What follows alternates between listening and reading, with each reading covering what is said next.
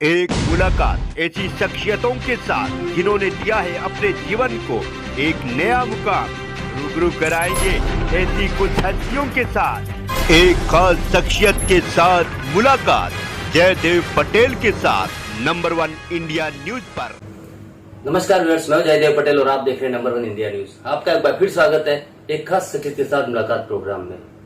आज हम बात करेंगे महाराष्ट्र के स्पीकर राहुल नार्वेकर को महाराष्ट्र के मुख्यमंत्री एकनाथ शिंदे सहित 16 विधायकों के अयोग्यता घोषित करने के मामले को लेकर सुप्रीम कोर्ट ने नोटिस जारी करते हुए 2 सप्ताह में जवाब मांगा है और उसी के बाद आगे इस पूरे मामले में अगली सुनवाई होनी है। इन्हीं तमाम मुद्दे पर बात करने के लिए हमारे साथ खास मेहमान है शिवसेना उद्धव गुट के सांसद अरविंद सावंत। अरविंद सावंत जी, आपका बहुत बहुत स्वागत आज हमारे प्रोग्राम में। जय हिंद, नमस्कार, जय महाराष्ट्र। बोलिए जी अरविंद सावंत जी, आपसे मेरा पहला सवाल है कि महाराष्ट्र के स्पीकर राहुल नार्वेकर को आप लोग बार बार कहते रहे हैं अयोग्यता के मामले को लेकर कहीं न कहीं मामला आगे बढ़े, जांच आगे बढ़े, लेकिन आपकी कुछ ही बात अभी तक सुनी नहीं गई। ऐसे में सुप्रीम कोर्ट ने अब इस मामले को संज्ञान में लेते हुए 2 सप्ताह में जवाब मांगा है। इस पूरे प्रकरण को आप कैसे देखते हैं? थोड़ा सा सब पीछे जाना पड़ेगा। पीछे इसलिए जाना पड़ेगा कि शुरुआत कहाँ से थी। भाई, हमारे विधायक बिना करे समझे मुझे बात किए यहाँ से भाग गए, भारतीय जनता पार्टी के आश्रित बनकर भाग गए। वो जिन राज्यों में गए, सूरत गए, गुवाहाटी गए, गोवा गए, वो सारे राज्य भारतीय जनता पार्टी के। और जब उनको अगर विश्वास नहीं था या उनको कुछ बनना था तो उनका एक जिम्मेदारी बनती थी कि वो अपनी पार्टी के अंदर अविश्वास का प्रस्ताव लाते और कहते कि भैया हम पार्टी का नेतृत्व बदलाव करना चाहते हैं। कुछ नहीं किया, भाग गए। तो ये आर्टिकल 10 जो है हमारा, उसके तहत गैर कानूनन है और वो अपात्रता के लायक है। इसको लेकर हमने उनको व्हीप जारी किया तो व्हीप उन्होंने माना नहीं। बाद में जब सुप्रीम कोर्ट में केस चली तो पहली बात हुई कि पार्टी का नाम किसका, पार्टी किसकी। अब इलेक्शन कमीशन तो बिकाऊ है ही, उन्होंने सीधा कह दिया पार्टी इनकी है। पता नहीं चलता कि 40 विधायक है भैया, तो पार्टी उनकी बनी। पार्टी के केडर है, पार्टी के अन्य विधायक है जो गए नहीं है, पार्टी के सांसद है, उस सांसद भी नहीं गए थे, तो फिर आपने पार्टी कैसे दे दी उनको? आपने खुद हमसे मांग की, पदाधिकारीगण जो है उनके एफिडेविट हमने वो एफिडेविट दे दी। आपके मेंबरशिप के फॉर्म भरवा दो, फॉर्म भरे तो आपने कहा उस तरीके से हम जिस तरह से कहते हैं वैसे फॉर्म ले लो। ये सारा मसला आपने मांग लिया, इलेक्शन कमीशन ने मांगा। निर्णय देते समय ना पदाधिकारी की आपको एफिडेविट की कुछ उसको उन्होंने जानकारी मतलब उसको कंसिडर नहीं किया, ना हमारी मेंबरशिप को कंसिडर किया। सीधा 40 रुपए पार्टी का नाम चुनाव चिन्ह दे दिया।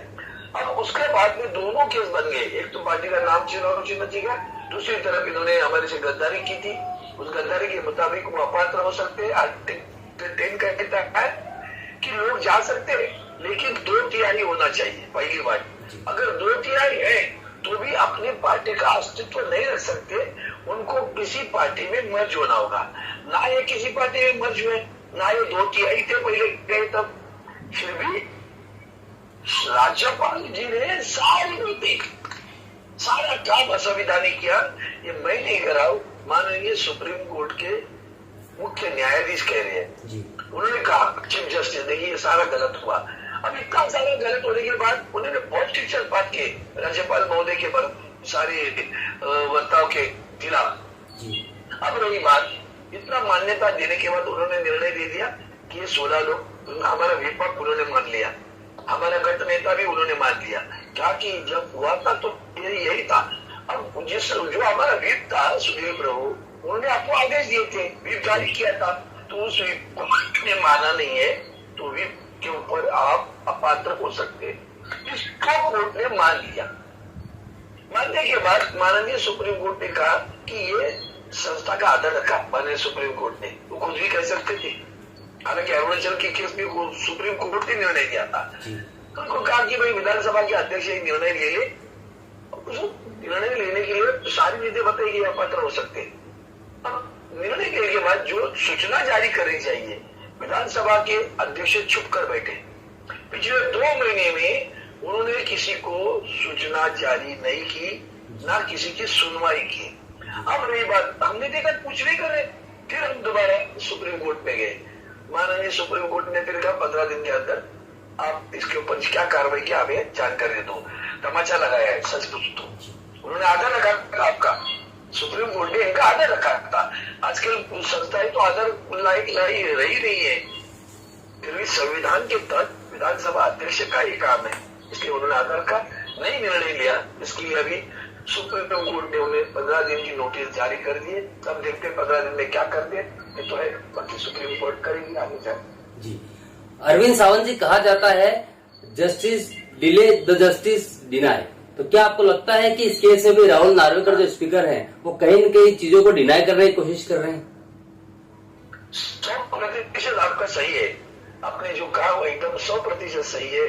जस्टिस डिलेड, जस्टिस डिनाइड, संवैधानिक होने के बावजूद एक बरस सरकार चली, ये भी तो बड़ा गलत काम है। माननीय सर्वोच्च न्यायालय ने, मुझे कभी कभी दर्द होता है कि सर्वोच्च न्यायालय ने सीधा निर्णय दे दिया कि पंछी मरा है भेजने वाला, तो घोषित करो। तो सर्वोच्च न्यायालय घोषित क्यों नहीं किया, इतना लंबा समय क्यों लिया? तो ये सारी चीजों को लेकर वो तो अगर असंवैधानिक था, सरकार चल रही है, निर्णय ले रही है, जो चाहे मर्जी कर रही है जी, तो असंवैधानिक काम चल रहा है ना। तो क्या माननीय सर्वोच्च न्यायालय को मैं पूछता हूँ आपके जरिए कि इसको मान्यता आपकी है या संवैधानिक काम करने के लिए अच्छा नहीं लगा? जी अरविंद सावंत जी, एक साल पहले शिवसेना के 2 भाग हुए और फिर ठीक 1 साल के बाद में एनसीपी के 2 भाग हो गए, नई सरकार बन गई।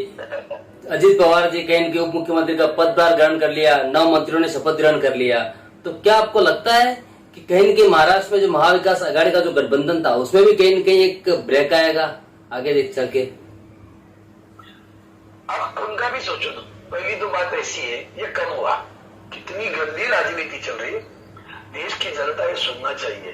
देश के प्रधानमंत्री भोपाल में नेशनल कांग्रेस पार्टी को इल्जाम लगाते हैं, एनसीपी नाम की पार्टी है, भ्रष्टाचारी है, 75,000 करोड़ का भ्रष्टाचार किया है। एमएससीबी बैंक, स्टेट बैंक का मतलब हमारे जो राज्य की बैंक है उसमें घोटाला हुआ, सिंचाई में घोटाला हुआ, तो सब घोटाले उन्होंने कर दिए और दूसरे दिन घोटालेबाज को अंदर लेंगे 2 दिन के अंदर। तो इशारा दे दिया था इधर आओ नहीं तो तुम्हारे घोटाले निकालेंगे। ये तरीका है राजनीति का, ये तरीका है सत्ता पे रहने का। देश के प्रधानमंत्री भी ये कहते हैं और इल्जाम वो लगाते हैं और उनकी पार्टी में दूसरे दिन लिया जाता है। अच्छा, ये होने के बाद में दोनों में फर्क इतना ही है, हमारे तो गद्दार है क्योंकि पीठ पे छुरा होकर भाग गए थे, इनका झगड़ा तो सामने चल रहा था। ये जाएंगे पता था, भूल के गए हो, खुलेआम गए हो, ये तो खुलेआम ने गए ना, हमारे भागे भगोड़े, तो भगोड़े थे सब, जो सूरत में गए, गुवाहाटी में गए, गोवा में गए, भगोड़े हो, उनका कंपेरिजन नहीं होगा। लेकिन फिर भी इससे हमारी इंडिया को कुछ नहीं तकलीफ होगा, यूपी जो कुछ है उनकी हमारी यूपी को कुछ नहीं तकलीफ होगा, फर्क नहीं पड़ेगा। लोग, सबसे बड़ी बात है, कौन चुन कर देता है हमें? जनता चुन कर देती है ना। तो जनता अगर चुन कर देने वाली जनता हमारे साथ है, तभी तो हिम्मत नहीं हो रही ना।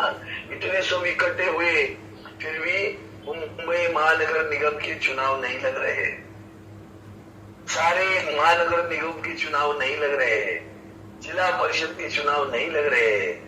बंगाल में क्या देखा ना आपने, जिला परिषद 1 सीट भी नहीं जीती हो। तो यही वही चीज यहाँ महाराष्ट्र में होने वाली है। करते रहो जो गलत काम है, करते रहो। लोग गुस्से में है, लोग जानते हैं कि आदरणीय उद्धव जी बाला साहब ठाकरे के साथ में आपने जो बर्ताव किया, जो शुरू किया, वो घृणास्पद है, तिरस्करणीय है, और इसलिए लोग गुस्से में। जी अरविंद सावंत जी, शरद पवार को कहीं न कहीं एक तरीके से देखा जाए तो चाणक्य कहा जाता है राजनीति का।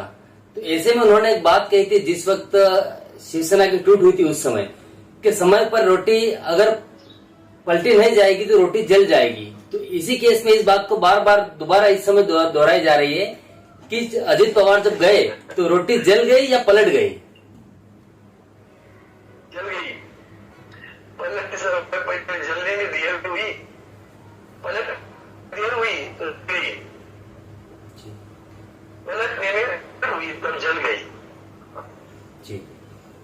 अरविंद सावंत जी, आपसे मेरा एक क्लोजिंग क्वेश्चन है कि महाराष्ट्र की जो सत्ता मौजूदा है ये कब तक चलने की उम्मीद आप लोगों को है? क्योंकि संजय राउत बार बार अक्सर देखते हैं, ट्वीट करते हैं या कमेंट करते हैं, मीडिया के सामने आके बयान भी देते हैं कि कुछ समय और ही सरकार चलेगी, उसका सरकार दोबारा टूटेगी।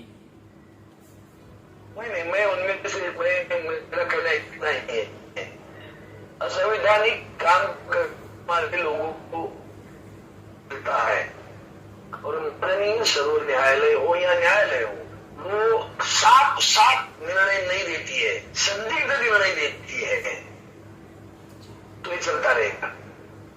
साफ बोलती है, इंडिया कहती है ना, गलत या सही ऐसा ही निर्णय चाहिए, या गलत भी लिखते हो फिर भी चलाने देते हो, ये कोई निर्णय नहीं होता। कहने के लिए गलत तो आप ही कहते हो ना, फिर गलत है तो उसको निकाल डालो। हाल ही में उन्होंने मिश्रा जी के बारे में ऐसा ही किया कि देखो बढ़ावा नहीं दे सकते ईडी के संचालक को, समय ज्यादा बढ़ा नहीं सकते, फिर भी 30 जुलाई तक काम करने दिया, तो ये क्या है? ये निर्णय नहीं होता। न्याय अगर देना है तो सीधा होना चाहिए, डिजिटल यस और नो। यस कहते हो तो पूरा दे दो, ना कहते तो पूरा ना खाओ, कोई दिक्कत नहीं है। लेकिन यस या नो सीधे कहो, हाँ यस भी कहोगे और ना भी नहीं कहोगे, ये भी ठीक नहीं होता। अरविंद सावंत जी, आपने हमारे लिए समय निकाला, उसके लिए आपका बहुत बहुत धन्यवाद।